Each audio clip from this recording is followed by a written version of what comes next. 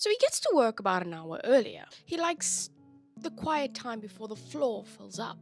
He makes coffee, he opens the laptop, puts on the headset, adjusts the microphone. Before the first calls come in, he runs a particular software. He says a few words to test that software. His voice comes back to him a little flatter, smoother, and American, or British. He decided today it's gonna be American. The accent his mother gave him, gone. In an instant. He adjusts the settings, and he's ready. Time to start work. We're going to be talking about a particular software today, and this is Sanus software. A call center agent, they install it on their computer, and when they speak into their headset, it converts their accent in real time from maybe an Indian or Filipino or Nicaraguan. I hope I'm pronouncing you guys correctly, but all of those accents into some neutral English sounding accent. And when I say neutral, I understand it's not neutral, but stereotypically speaking, your British or your American accent that flood our social media feeds, those ones. The customer that calls into the call center, they hear the American accent. The agent's words, they're unchanged. Just the sound of their words is changed. Their emotion, their intonation are preserved. At least the company says that they are. The lag is about a fifth of a second, so it's kind of unnoticeable for most of us. In 2025, Sanus raised over $100 million and was deployed to over hundreds of thousands of agents in 39 countries. 12 out of the top 20 global call centers use it.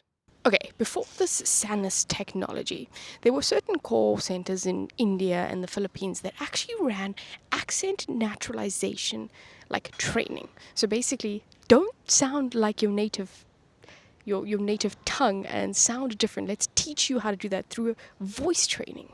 And this was suppress your regional pronunciation of certain things and pronounce it in other ways. Learn how Americans would do it. And again, it seems icky that that's the case, but there is a lot of research on accents and what it gives you in the world if you sound a little bit different. And I think that's a world problem, and I think a lot of people are trying to navigate that world, and I respect that part of it, if that is the intention. But if the intention is forced, there's a little bit of difference there. And the problem, there was a little bit of a negative feedback loop in some of these things where it was, you sound like your accent is from your regional area, you don't sound American enough, and then there would obviously be bad like feedback and not satisfied with the calls and all this kind of stuff, and then they would get fired because someone else who sounded better would keep their job. So that was also an incentive in this. With the Sanus now, it skips the training completely, because the agent can just speak normally, and then it will automatically do the hard work of translating it to sound like someone else. So there's quite a bit of research into what happens when someone hears a foreign accent. In a 2021 study in the Journal of Business Ethics, and found that people evaluate speakers with accents that are different to their own as less credible, less competent, and then treat them worse as a result. And callers into call centers rate agents that have an accent with lower satisfaction scores. They hang up on them more often, and they escalate more frequently. Can I speak to your manager? This is ridiculous. And it's literally the accent enough that makes people treat people differently. Not the content of what's being said, just of the sound of things. Crazy. Rosina Limper Green, a linguist from the University of Michigan, who spent years understanding how English is used to discriminate in the United States. In her book, English with an Accent, she documents something specific. Accent discrimination functions as a legal loophole. Discrimination on the basis of race, natural origin, or class, that's illegal. But the discrimination based upon accent is largely not. And this accent becomes a signal for the thing that cannot be said out loud, which is so crazy and really unfair. And now, this is where I find this software, you can say, yeah, okay, maybe it is helping people because the call center agents are not getting shouted at and all this other kind of stuff, and their day is not getting worse because every single call someone is saying you're useless, whatever, whatever. There's an argument to say that it can help them with that. However, this is where I take a little bit of frustration in this type of technology, because now SANAS, it changes the responsibility here. Because what's happening is the customer's bias is never confronted. Those people that shout at people because their accent is different, or they think less of them because their accent is different to their own, those people are wrong. I'm sorry, they're wrong. I disagree with it. They're wrong.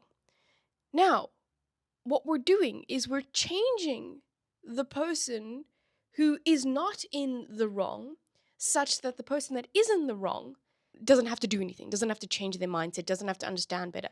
They're just like, okay, cool. Like, that's like a responsibility reversal, which is not fair. We should be saying to the people that have this problem with people that have accents, you are wrong, get over it, kind of thought process. Now we're like, okay, we'll change people so they better suited for these people. Doesn't that seem wrong? There can be an argument where you can say our business is better and all this kind of stuff, but like, morally, this just seems not the right way to do this. The thing, I'm still a little bit bothered about this, but it is the world that we live in. And accent bias is a real thing, and I'm not going to say that I am perfect, and I haven't done it in myself. I do catch myself, and I'm like, Bianca, what are you doing? Like, that's not right. And I would hope that a lot of people will do that, and I hope that we get rid of this thought process around it. But the least we can do is recognize what we are doing is wrong. That's the least we can do. And that is my responsibility as someone who is doing a bad thing, or bad. We're just going to use the word bad here.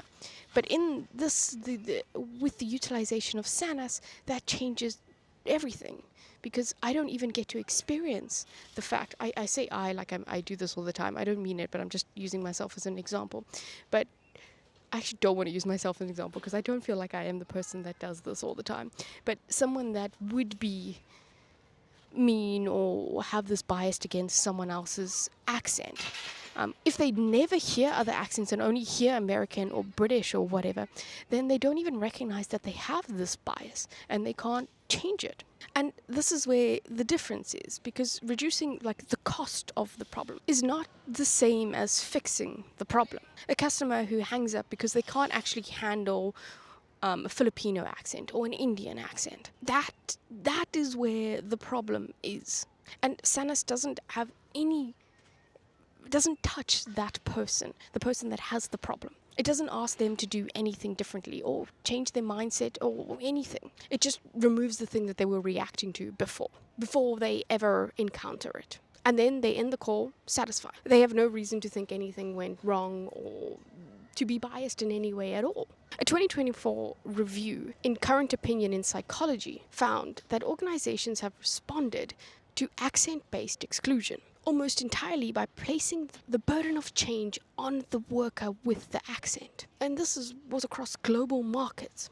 The listener is treated in this type of thing as someone who can't be changed. The worker is the one that needs to adjust. And SANAS is like a very efficient version of that exact logic.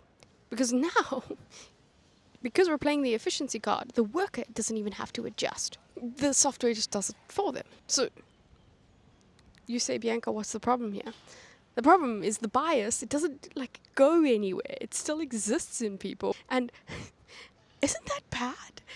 Surely we should get rid of the thought process bias around that. And there is something about this why does everyone want to sound British or American? Why? Why do we want that? Why is it not okay to speak English with an Indian accent? There are so many English speaking. I think India has one of the highest populations of people that actually speak English. Why is the American English accent more superior than the Indian English accent? Why? And this is what grates me a little bit. Because now someone is someone else at work, and then they come home and then okay, maybe they don't speak English home, but maybe they do, and they speak it with an Indian accent, but they spend their whole day sounding like an American. I don't know. I just don't feel like that's the right mindset we should be utilizing technology with going forward in the future. The problem with this type of technology and me looking at it from the outside and being critical of it is the fact that this technology makes the agent's life easier. People are not shouting at them and they're not like having a shitty day every day because their job is just full of awful people complaining. That gets reduced. Customers are more satisfied because, I don't know, yeah, they're more satisfied. Metrics improve, thus potentially companies make more money. So it seems like a no brainer on all accounts to employ some sort of software like this. And me from the outside, not making a business decision from the inside or a personal decision on my team, I would be like, Bianca, like, step down. This is a good solution. But I think what I get more frustrated about is just the like existence in the world that this is how we look at these type of problems. It's like it's a moral issue more than anything else. So yeah, anyway, I will check you guys on the next one. Have a lovely day.